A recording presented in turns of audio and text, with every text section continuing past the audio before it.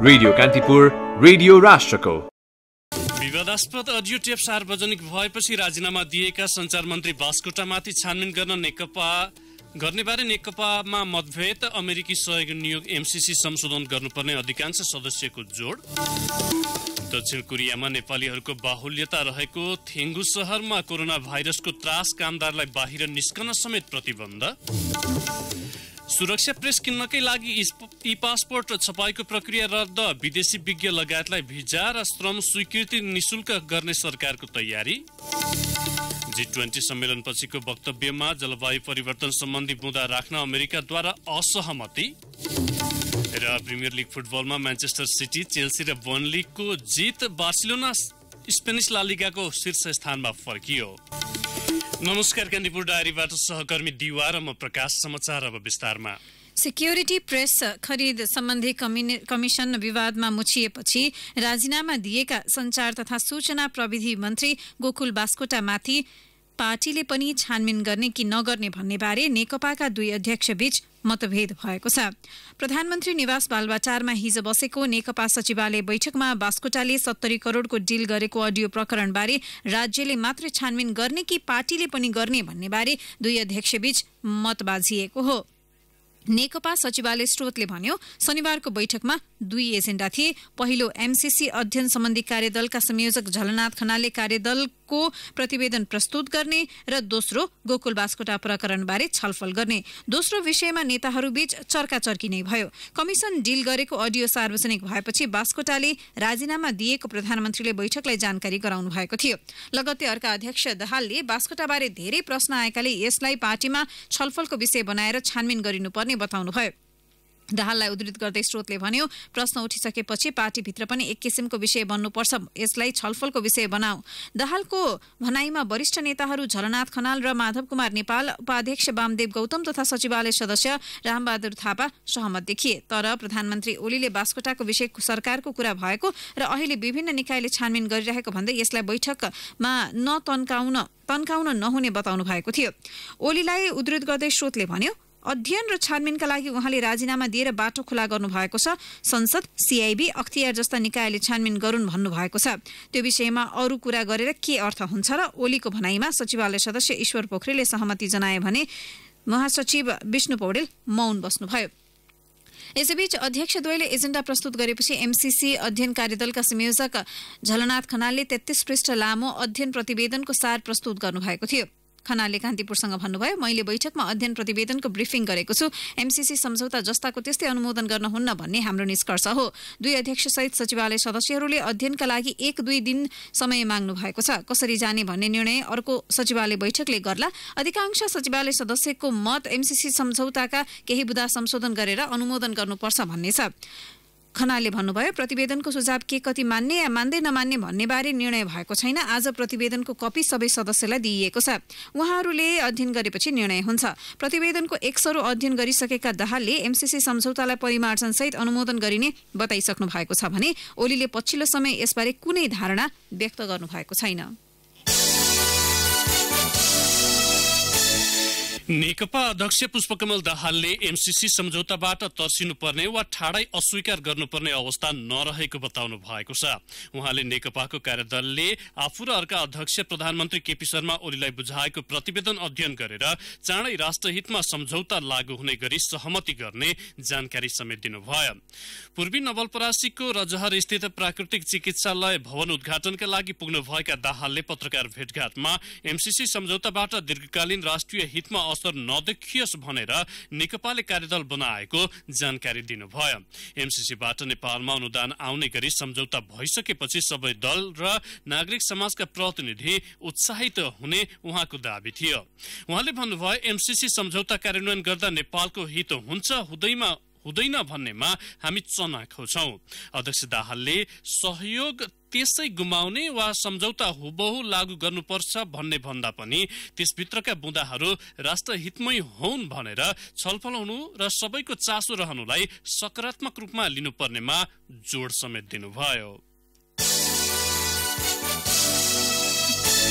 दक्षिण कोरियाको राजधानी सोलदेखि 300 किलोमिटर दक्षिणको ख्याङसान क्षेत्रमा पर्छ थेगु शहर। यही शहरमा काम गर्ने आङ पासाङ शेर्पा केही दिन यता निकै बेचैन छन्, कारण शहरमा फैलिरहेको कोरोना भाइरसको संक्रमण। कोरियाको चौथो ठूलो शहर थेगुमा विभिन्न कम्पनी छन्। कामका लागि कोरिया पुगेका विभिन्न देशका कामदारको यहाँ उल्लेख्य उपस्थिति छ।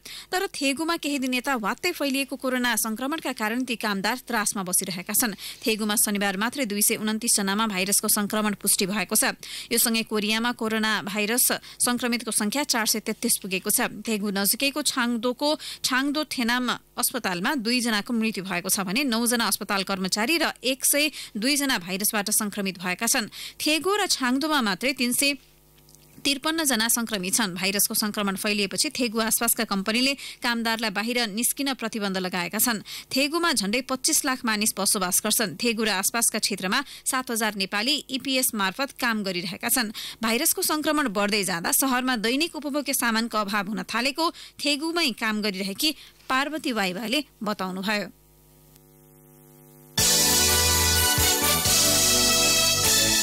नयाँ वर्ष मनाउन घर गएका चिनिया कामदार नफर्कदा पूर्व पश्चिम राजमार्ग अन्तर्गत बुटवल नारायणगढ खण्ड सड़कको काम रोकिएको छ।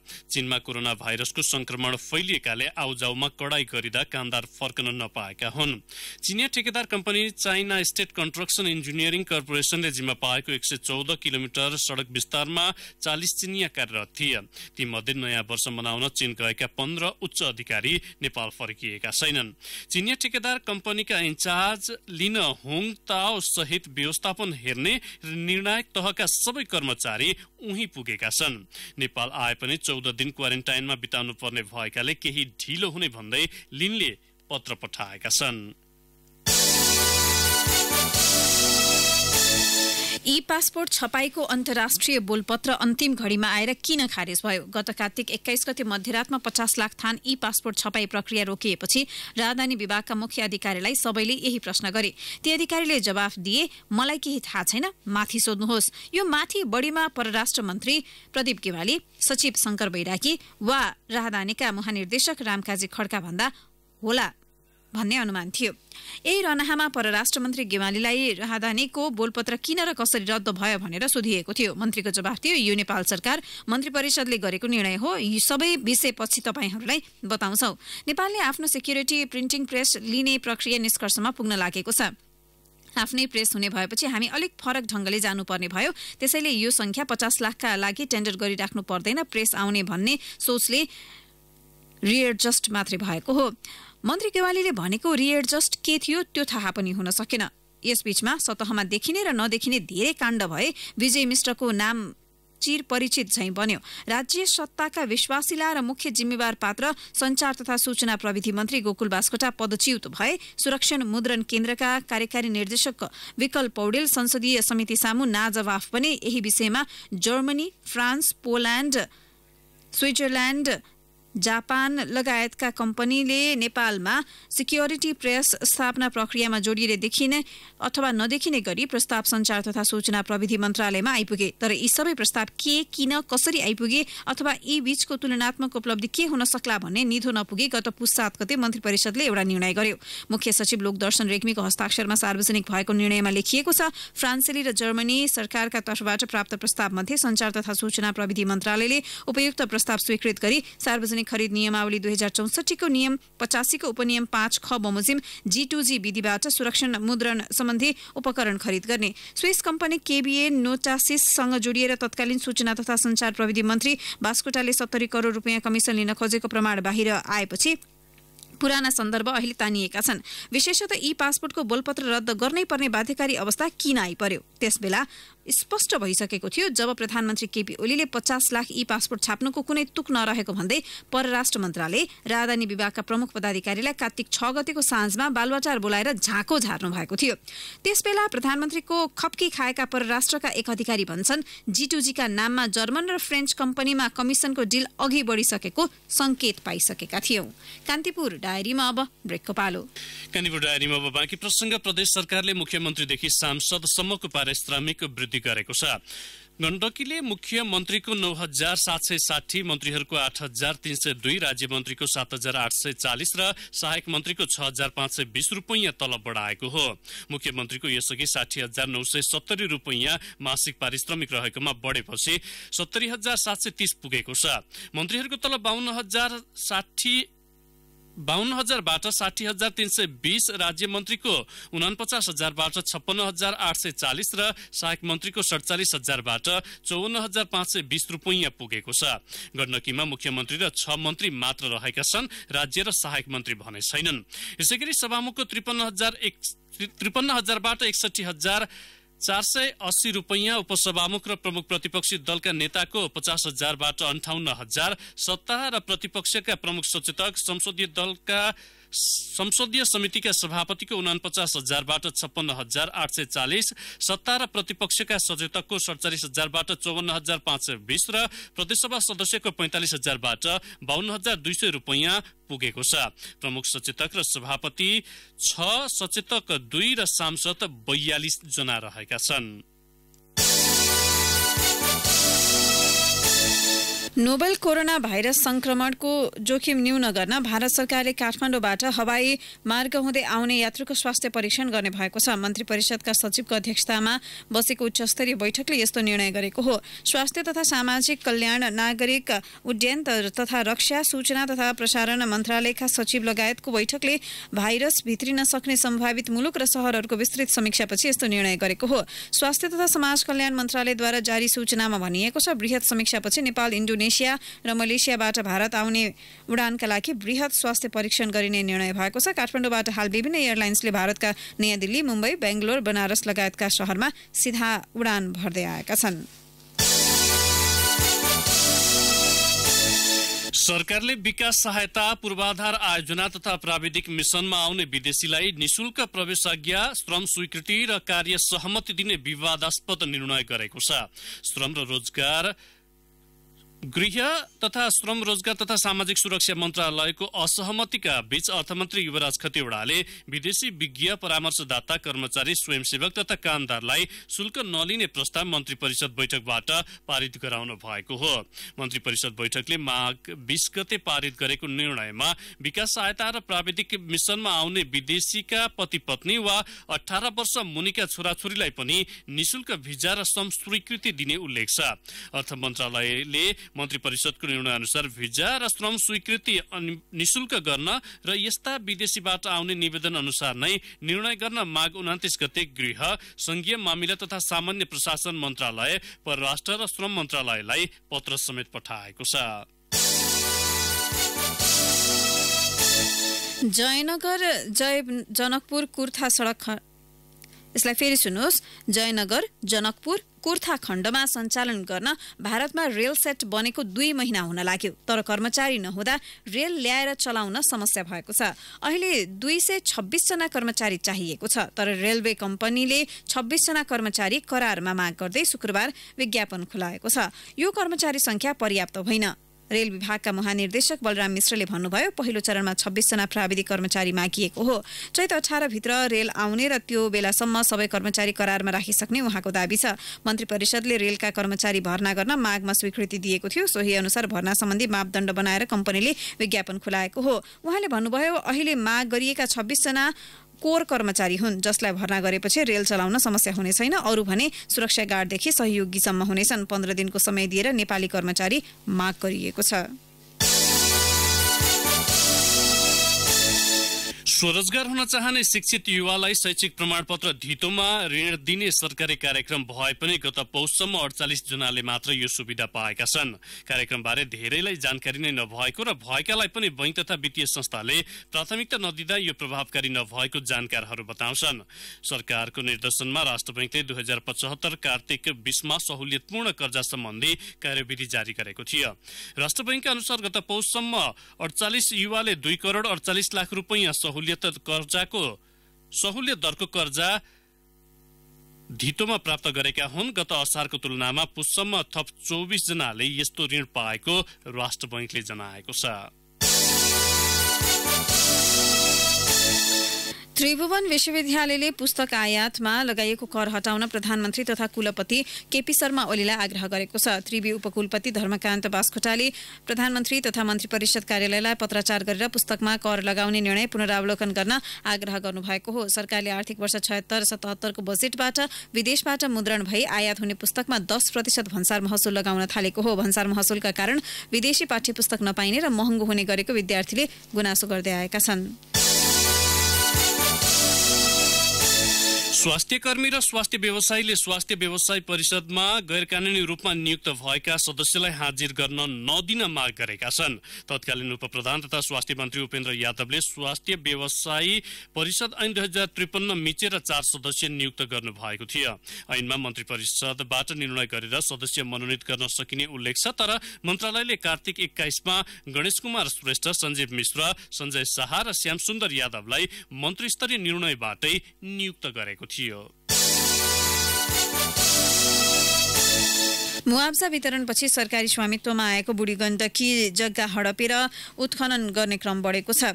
जथाभावी उत्खनन बढ्दै जाँदा प्रस्तावित आयोजना निर्माणका क्रममा असर पर्ने प्राविधिक बताउँछन्। गोर्खा र धादिङको सीमामा बग्ने नदीको डुबानमा पर्ने क्षेत्रको विस्तृत वातावरणीय प्रभाव मूल्याङ्कन भइसकेको छ। पछिल्ला दिन जथाभावी उत्खननले भूबनोट नै बिग्रने खतरा बढेको आयोजनाको वातावरण मुआवजा वितरण तथा पुनर्वास इकाइ प्रमुख कृष्ण कार्कीले जानकारी दिनुभयो। उहाँले भन्नुभयो, वातावरणीय हिसाबले अध्ययन भइसकेको छ। ल्यान्डको स्ट्रक्चर, नदीको सतह लगायत अवस्था उस्तै राख्नुपर्छ।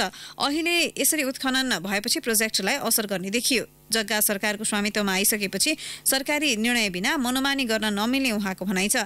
चालु आर्थिक वर्ष मुआवजा वितरण सकेर निर्माण प्रक्रियामा जाने आयोजनाको तयारी छ। आयोजना निर्माणका क्रममा प्रशस्त निर्माण सामग्री आवश्यक पर्ने भएकाले पनि संरक्षण आवश्यक छ। प्रदेश 5 का 5 जिल्लाका सार्वजनिक स्थानमा निशुल्क इन्टरनेट पुर्याउने परियोजनामा विवाद देखिएको छ। विवादका कारण दूरसञ्चार प्राधिकरणले परियोजनालाई दोस्रो पटक पनि स्थगित गरेको छ। परियोजनाबारे उजुरी पछि सार्वजनिक खरिद पुनरावलोकन समितिको निर्देशनमा प्राधिकरणले परियोजना स्थगन गरेको हो। परियोजना अन्तर्गत दाङ, बाँके, बर्दिया, कैलाली र कञ्चनपुरका सार्वजनिक स्थानमा निशुल्क इन्टरनेट पुर्याउने योजना थियो। यसअघि गरिएको टेन्डर पनि महालेखा परीक्षकको कार्यालयले बेरोजी औल्याएपछि रोकिएको हो। यसअघिको टेन्डरमा न्यूनतम रकम कबोलेका आधारमा वर्ल्डिङ कम्युनिकेसन पहिलो, टेक माइन्ड्स प्राली दोस्रो र भायोनेट तेस्रो भएका थिए। कान्तिपुर डायरीमा पुनः ब्रेकको पालो। कान्तिपुर डायरीमा अब अन्तर्राष्ट्रिय प्रसंग। विश्वका 20 आर्थिक शक्ति राष्ट्र सम्मिलित G20 को संयुक्त वक्तव्यमा जलवायु परिवर्तन सम्बन्धी मुद्दा राख्न अमेरिकाले असहमति जनाएको छ।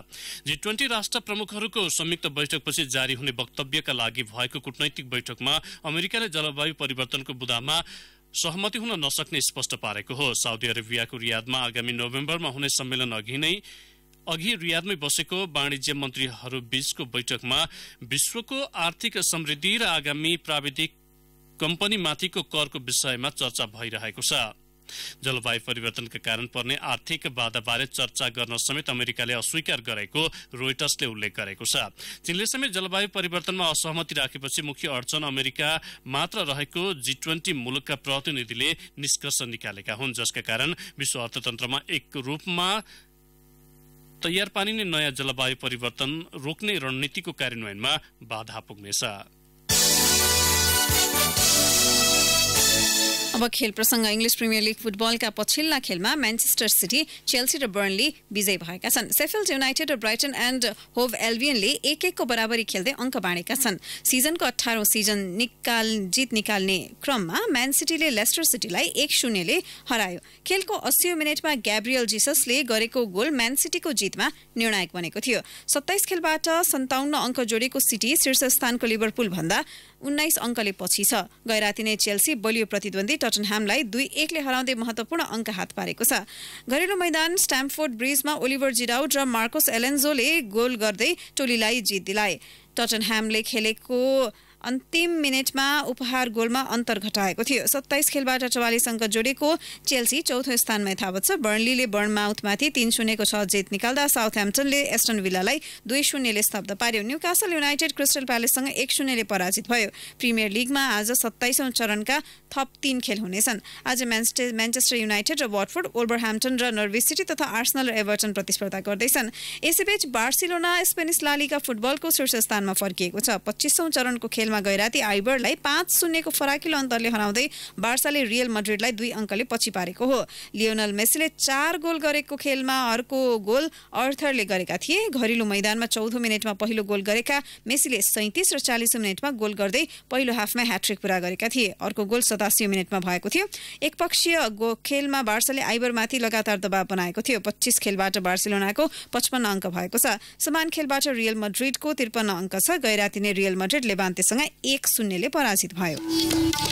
अन्त्यमा मौसम सम्बन्धी जानकारी। काठमाडौँ उपत्यका सहित मुलुकका अधिकांश स्थानमा आज पनि मौसम बदली हुने जल तथा मौसम पूर्वानुमान महाशाखाले जनाएको छ। दिउँसो पख पहाडी जिल्लाहरूमा मेघगर्जनसहित वर्षाको सम्भावना रहेको मौसमविद प्रतिभा मानन्दरले जानकारी दिनुभयो। केही बेर अघि 7 डिग्री सेल्सियस मापन गरिएको काठमाडौँ उपत्यकाको अधिकतम तापक्रम आज 24 डिग्रीसम्म पुग्नेछ। सूर्योदय 6:35 भयो भने सूर्यास्त भरे साँझ 6 बजे हुनेछ।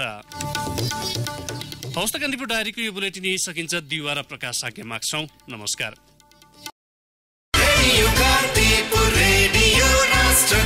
सूचना र मनोरञ्जनको सम्वाहक रेडियो राष्ट्रको रेडियो कान्तिपुर।